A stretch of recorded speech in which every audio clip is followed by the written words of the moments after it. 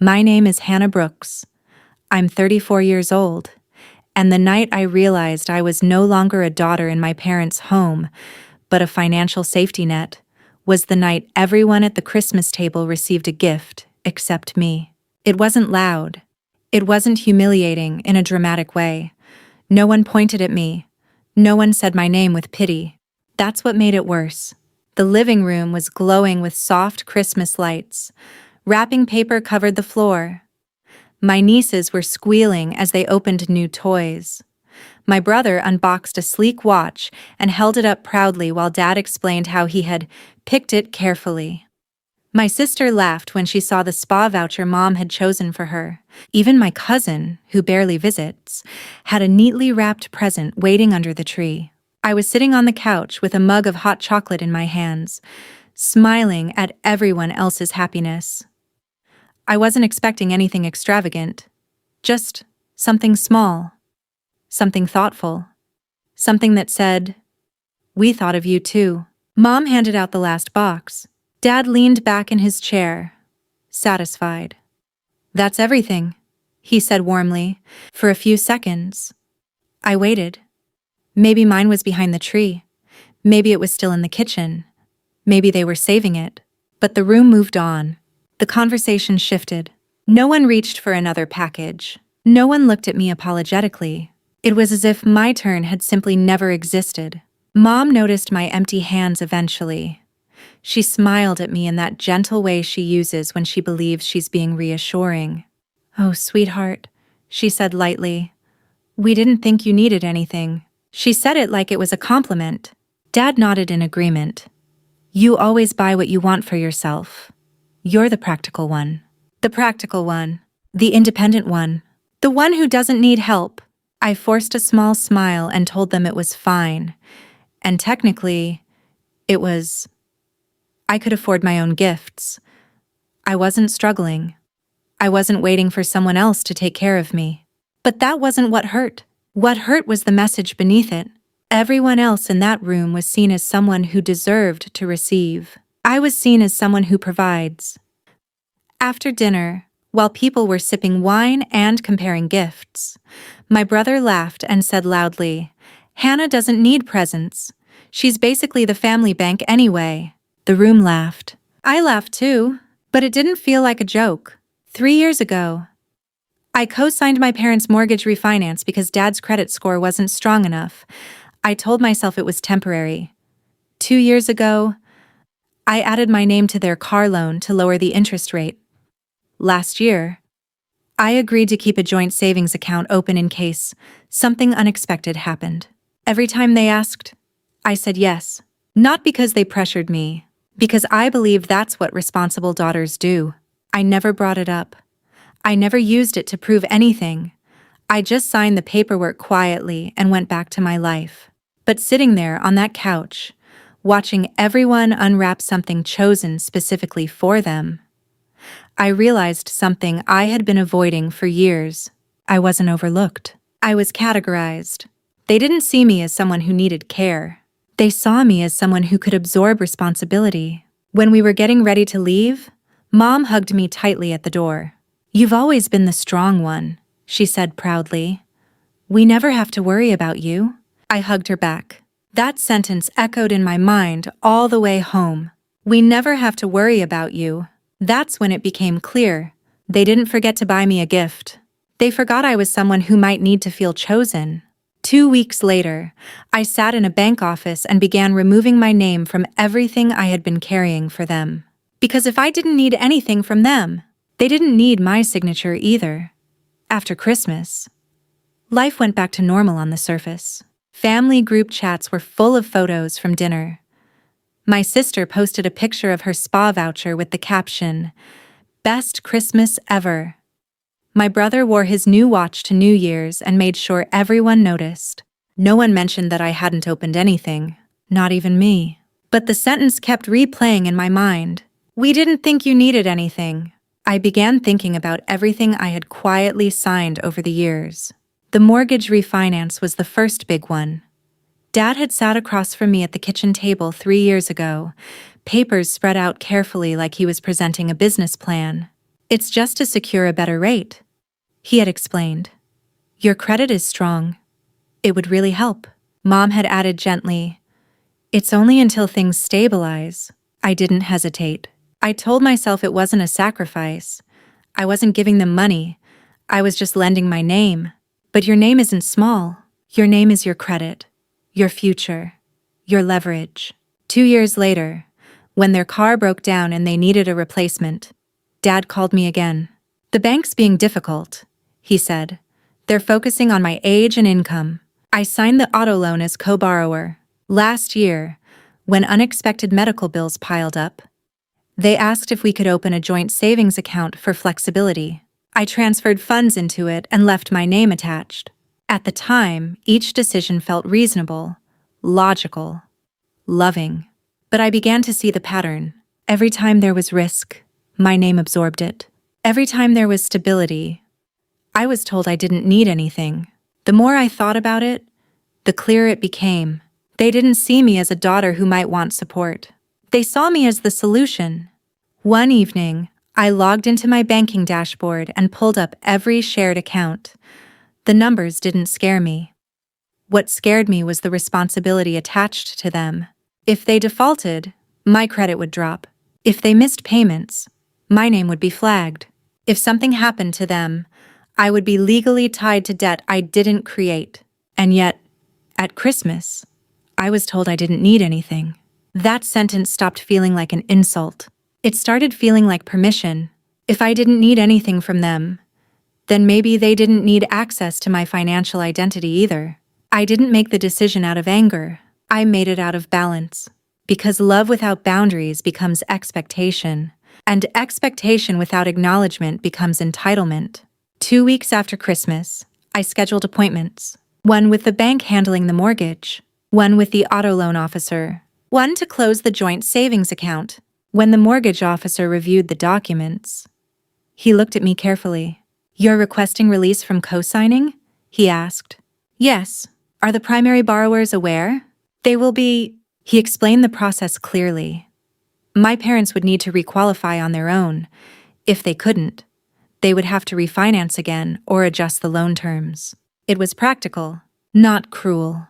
At the auto loan office, the manager said something similar. Removing a co-borrower may change the interest rate. I understand, I replied. I wasn't trying to hurt them. I was removing myself from silent liability. The joint savings account was the simplest. I transferred my portion out and requested closure of my access. Each signature I placed that day felt different from the ones I had signed years before. Back then, I signed out of loyalty. Now, I signed out of self-respect. When I walked out of the bank, the air felt lighter. Not because I felt victorious, but because I finally felt equal. They had told me I didn't need anything, so I stopped offering everything. And I knew the phone calls would come, because for the first time in years, my name wasn't cushioning their risk anymore. The first call came 3 days later.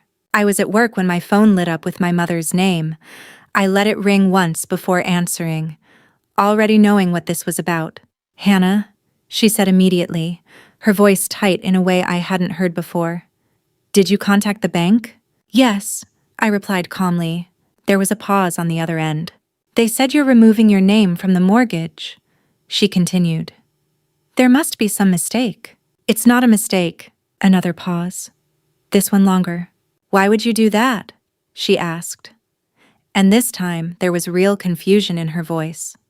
Not anger, because in her mind, I had always been stable, predictable, supportive. I've been thinking about it for a while, I said carefully. It makes more sense for you and Dad to carry your own loans. But you said it was fine, she insisted. You agreed. I did, I said. And now I'm choosing something different. Her tone shifted slightly, from confused to defensive. Your father and I relied on you, she said. We structured things around that. There it was, structured around me. My name wasn't a favor. It was part of their plan. I didn't realize I was part of the structure. I replied quietly. Mom exhaled sharply. This is about Christmas, isn't it? I didn't answer right away, because the truth was complicated. It's not about a gift, I said finally. It's about what that moment showed me. What did it show you? She asked. That you don't see me as someone who deserves support. I said evenly. You see me as someone who provides it. That's not fair. She said quickly. We're proud of you. You've always been independent. Yes, I agreed. But independence doesn't mean I should carry financial responsibility without acknowledgement. She fell silent. I continued before she could interrupt. When you told me I didn't need anything, I realized something. You're right. I don't need anything, which also means you don't need my name. That landed heavily. We never forced you, she said softly. I know, I replied. You didn't have to. A few hours later, Dad called. He didn't start with confusion. He started with irritation. The bank says we have to requalify, he said bluntly. The interest rate might go up. That's between you and the bank, I answered calmly. You're overreacting, he said. This is dramatic. No, I replied. It's balanced. Balanced, he repeated. For years, I absorbed the risk. I explained. Now you'll carry your own. You're punishing us. I'm adjusting boundaries. He was quiet for a moment. Then he said something that confirmed everything. We thought you understood how this works. I do, I said. That's why I changed it. There was frustration in his breathing. You could have talked to us first. I did talk to you, I replied gently. At Christmas. You just didn't realize that was the conversation. He didn't respond, because he remembered. He remembered saying, you don't need anything. And for the first time, those words had consequences. I didn't do this to hurt you, I said before ending the call. I did it so we're equal. When I hung up, my hands weren't shaking. I wasn't angry. I felt clear. For years, I carried their risk because I believed love meant absorbing weight. Now I understood something better. Love without balance turns into quiet obligation, and obligation is not the same as family. They had structured their finances around my reliability, but I was no longer willing to be the invisible foundation. If I didn't need anything, then neither did my name. A week after the phone calls, the consequences stopped being emotional and started being real. The mortgage lender completed their review and sent my parents a formal notice. Without my credit attached, the interest rate would increase. The monthly payment would rise. They had two options: refinance again under new terms or adjust the loan structure. The auto loan officer followed up as well. Removing me as co-borrower meant the rate would be recalculated based solely on my father's profile. Nothing catastrophic. Nothing cruel. Just reality. Dad called again that evening. This changes everything, he said, his voice strained. The payment is going up by almost $400. I listened quietly. I didn't create the loan, I replied. I just stepped out of it. You knew this would happen, he said. Yes, I answered honestly. And you're fine with that? I'm fine with not being financially tied to decisions I didn't make. There was frustration in his silence. I could hear papers rustling in the background, calculators clicking. We can manage it, he muttered finally, though he didn't sound certain. I believe you can, I said. Because I did. What unsettled him wasn't the money alone. It was the loss of backup. For years, my name had functioned like a cushion. If something went wrong, my credit absorbed it. If payments slipped, the risk was distributed. Now it wasn't. 2 days later, my sister called. Mom's really upset, she said carefully. She feels like you're pulling away. I'm not pulling away, I replied. I'm stepping out of financial contracts. They think you're punishing them. I'm not punishing anyone, I said. I'm correcting something. She was quiet for a moment. Correcting what? The assumption that I will always carry what they choose. That hung between us. It's just money, she said softly. No, I replied. It's responsibility. And responsibility changes the dynamic of a family. That weekend, I visited them. The house felt the same. The decorations were still up from Christmas, though the lights were no longer glowing. Dad sat at the dining table with loan documents spread out again, just like 3 years ago when he first asked me to co-sign. Mom brought coffee but didn't sit right away. "So this is permanent?" Dad asked. "Yes. You don't trust us?" "It's not about trust," I said. "It's about ownership." Mom finally spoke. "We never meant to make you feel used." "I know," I answered. "But that doesn't mean it didn't happen." Dad leaned back in his chair. "We always thought you were strong enough to handle it." "That's exactly the problem," I said gently. "Being strong doesn't mean I should carry everything." They looked at me differently then, not angrily, but uncertain. Because for the first time, I wasn't playing the role they assigned me. I wasn't the dependable extension of their stability. I was separate, independent in a way that included boundaries. "You really felt that way at Christmas?"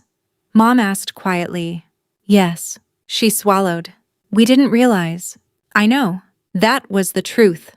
They hadn't realized. They saw me as capable. They didn't see me as needing care, but capability doesn't cancel humanity." Before I left, Dad said something that surprised me. "We'll figure it out." "I know you will," I replied. And for the first time, that statement didn't include me. Driving home, I felt something settle inside my chest. Not resentment, relief. The numbers had changed. The payments had adjusted. But something else had shifted too. For the first time in years, I wasn't carrying silent liability disguised as love. And the balance felt different, lighter. A month after Christmas, the house felt different when I visited. Not colder, just quieter. Dad had refinanced again under stricter terms. The payment was higher, and he had cut back on a few things. The new car payment had adjusted too. It wasn't comfortable, but it was manageable. They were handling it, on their own, and that changed something in the air. Mom didn't bring up the loans immediately this time. Instead, she asked about my work, about a presentation I had mentioned weeks earlier. She actually listened. It was small, but it was new. Halfway through dinner, Dad cleared his throat. "We restructured the budget," he said. "It's tighter now." I figured, I replied calmly. He looked at me carefully. "You were right about one thing," he admitted. "We leaned on you because it was easier." There it was. Not a full apology, but honesty. Mom nodded slowly. "We didn't think of it as leaning," she said. "We thought of it as family, helping family. And it is," I said gently. "But help goes both ways." That part hung in the room, because I wasn't asking for money. I wasn't asking for gifts. I was asking to be seen as someone who could receive care too. I didn't care about the present, I continued. It was what it represented. Mom looked down at her plate. "We thought you didn't need anything." "I don't need things," I said. "But I need acknowledgement." Dad folded his hands together on the table. "We never wanted you to feel invisible." "I know," I answered. "But I did." Silence settled between us again. But this time it wasn't defensive. It was reflective. Mom reached across the table and took my hand. "We should have done better," she said softly. That sentence mattered more than any gift ever could. The shift wasn't dramatic. There were no tears, no long speeches, but something real adjusted. For the first time, they weren't speaking to me as the strong one who would always absorb pressure. They were speaking to me as their daughter. A few days later, I received a small package in the mail. Inside was a simple silver bracelet. No expensive brand. No elaborate design. Just a small card that read, "We see you." I sat on my couch holding it for a long time. It wasn't about jewelry. It was about recognition. They didn't need my name anymore. And now, they were learning how to need me in the right way. Not as a co-signer, not as a financial backup, but as family. And that difference changed everything. The bracelet wasn't expensive. It wasn't flashy, but it meant more than the watch my brother showed off, or the spa voucher my sister posted online. Because this time, I wasn't invisible. Over the next few months, something subtle but important changed in our family. When Dad talked about finances, he didn't assume I would step in. He explained what he and Mom were planning. He said things like, "We're adjusting our expenses," instead of, "We might need you to sign something." That word, "we," no longer quietly included me. And that felt right. One afternoon, Mom called and asked if I wanted to come over for Sunday lunch. Not because they needed paperwork reviewed. Not because something was wrong. Just lunch. During the meal, Dad mentioned they had sold a few unused tools from the garage to offset the higher car payment. He said it without resentment, almost with pride. "We're managing," he said. "I know you are," I replied, and for the first time, I meant it without carrying hidden responsibility. Later that afternoon, my brother made a joke again. "So Hannah's officially retired from being the family bank, huh?" This time, I didn't laugh automatically. "No," I said calmly. "I'm still family. I'm just not collateral." The room went quiet for a second. Then Dad surprised me. "That's fair," he said firmly. My brother shrugged and moved on. But something had shifted permanently. The identity they had quietly assigned to me for years, the dependable financial cushion, was gone. In its place was something healthier: boundaries. And boundaries didn't break the family. They clarified it. A few weeks later, Mom told me something that stayed with me. "You know," she said thoughtfully, "when you removed your name from everything, it scared us.